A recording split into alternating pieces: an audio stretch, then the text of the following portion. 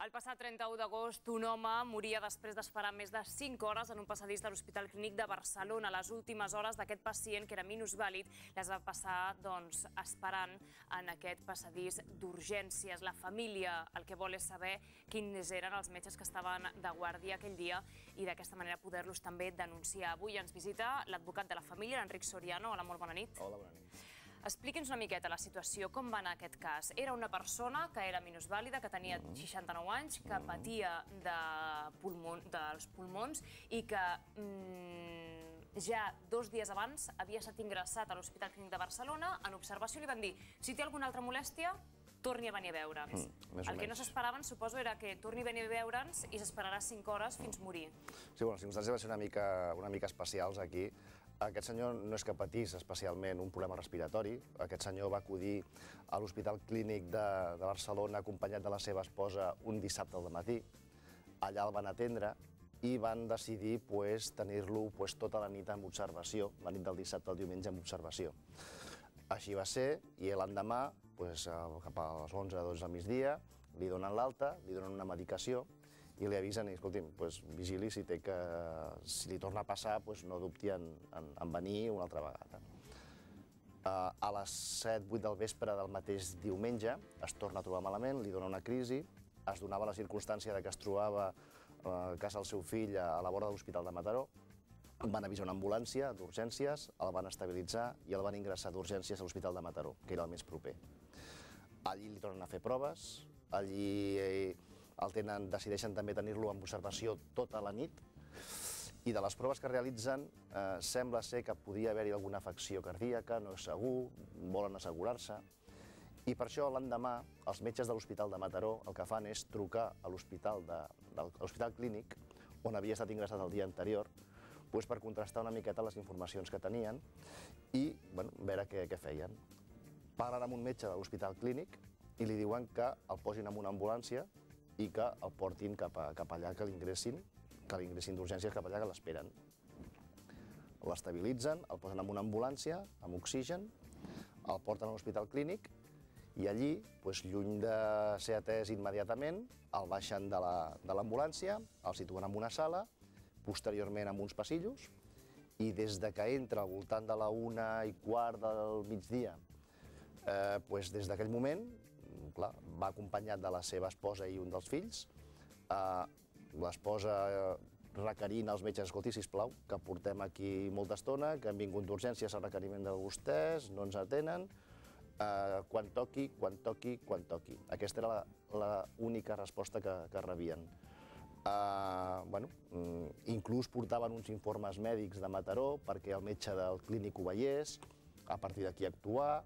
Escolti, que portem uns informes metges, a veure què hem de fer, no li fan cas, quan toqui, sembla ser que tenien bastanta feina aquell dia, i aleshores, al cap de 5 hores, li dona una crisi molt forta, i davant, evidentment, dels crits dels familiars, llavors sí, apareix un metge, apareix una infermera, l'atenen, però ja era massa tard i aquest senyor va morir. Això va ser cap a les 6:30 de la tarda. Era des de la 1:15 a les 6:30, unes 5 hores. Quan una doctora li comunica a la família que està totalment destrossada allà, que el seu marit i el seu pare ha mort, els diu, si s'hagués actuat d'una altra manera, això no hagués passat. L'endemà, arrel d'aquesta situació, els metges demanen autorització a la família per fer una necròpsia. Tenen l'autorització i l'endemà, quan els donen els resultats, una metgessa d'allà els dona l'informe, els diuen que aquest senyor mor d'un edema pulmonar, que coneixia que aquest senyor havia estat molta estona allí, que lamenten el succeït, que reconeixen que va haver-hi una deficiència en el servei i que potser, si s'hagués actuat d'una altra manera, potser el resultat no hagués estat aquest. Que ho lamenten molt i facin el que tinguin que fer. Paraules textuals. Evidentment, això no està escrit, és una conversa particular entre metge i família. A partir d'aquí, els senyors, la família, els enterren i posteriorment és quan decideixen actuar des del punt de vista judicial. També obrim les línies de telèfon en el dia d'avui per a totes aquelles persones que hagin estat víctimes d'una negligència mèdica, que també ens vulguin explicar el seu cas. El 902 04 0411 han estat diferents els programes que des d'aquí, des del Tu Denuncies, hem dedicat a parlar de negligències mèdiques. Si vostè n'ha estat víctima d'alguna, també té ara uns minuts per poder-nos explicar en el programa i poder saber què es pot fer en aquests casos, també preguntant a l'advocat de la família. 902 04 0411.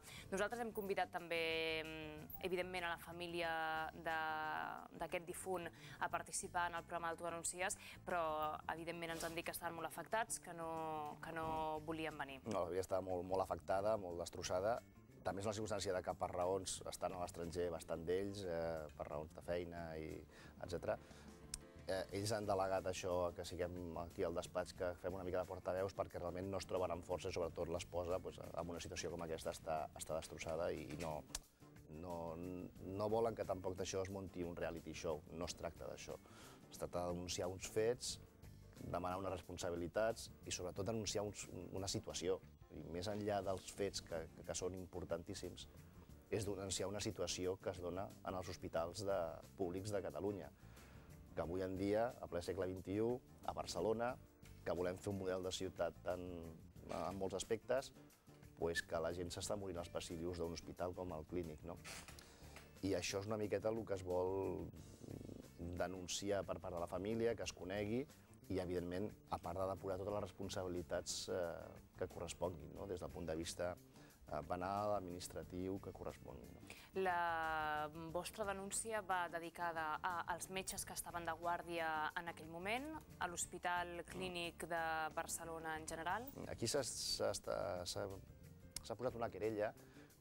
Al no conèixer les dades personals de les persones que estaven allà, estem en un tràmit d'investigació. Però l'hospital sí que les té, evidentment. Evidentment. Llavors nosaltres a la querella, després d'exposar els fets, hem sol·licitat que el jutge estableixi diligències d'investigació, d'averiguació, entre elles que l'hospital faciliti el personal que estava de guàrdia o de servei aquell dia, des de la 1 a les 7 de la tarda, que és quan es van produir els fets. Hem requerit també, ens hem carregat també contra els responsables d'aquests serveis d'urgències i els responsables de l'Hospital Clínic, perquè, clar, evidentment hi ha una responsabilitat última que són de les persones que assignen els serveis, i subsidiàriament el propi Hospital Clínic i la Generalitat de Catalunya com a responsables civils subsidiaris. Quina és la pena per a aquestes persones, per a aquests metges, que els hi pot arribar, que es recull a la justícia? Sí, el Codi Penal tipifica aquestes situacions com un homicidi imprudent i pot arribar a una pena de 4 anys. El fet que sigui per una actuació professional pot, a més, suposar la suspensió d'exercir la professió crec que són de 6 mesos a 2 anys, si no mal recordo. Llavors, clar, aquí correixen les dues circumstàncies i, evidentment, el que es vol, i això es vol deixar molt clar, no és un fet de demanar, com es pot potser desprendre, una indemnització, que en molts d'aquests casos ve una oferta d'una asseguradora, la companyia accepta, vinga, va, i ja està. No és aquest el cas. Aquí no s'estan buscant diners, el que s'està buscant és depurar aquestes responsabilitats. Evidentment, hi ha unes persones que són responsables penalment d'aquesta situació i les responsabilitats civils econòmiques que es derivin, ja la família ha anunciat que les destinaran a obres solidàries. Vull dir, no és una cosa d'enriquiment d'aquesta família. D'enriquiment i de buscar una indemnització, no. És precisament denunciar una situació, denunciar uns fets emmarcats en una situació, i és una circumstància que crec que a principis d'aquest any va sortir una sentència del Tribunal Superior de Justícia que condemnava també a la Generalitat de Catalunya com responsable civil subsidiària a pagar una indemnització a una família per uns fets exactament iguals, però aquesta vegada succeïts a l'Hospital de Bellvitge.